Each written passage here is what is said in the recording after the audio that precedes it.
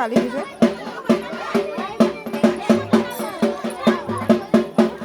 ওটা আগুন দেওয়া হয়ে যেতে নিয়ে নিয়েছি, দেখলো কি খেলবি? এটা হয়ে গেলে কোলে বসতে হয়, এটাই হচ্ছে নিয়ম আমাদের।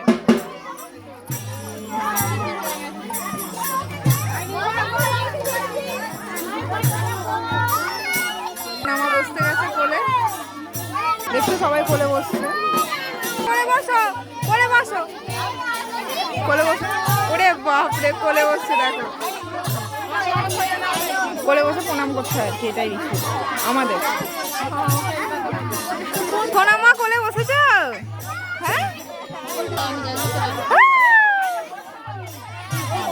এখানে গান বসেছে।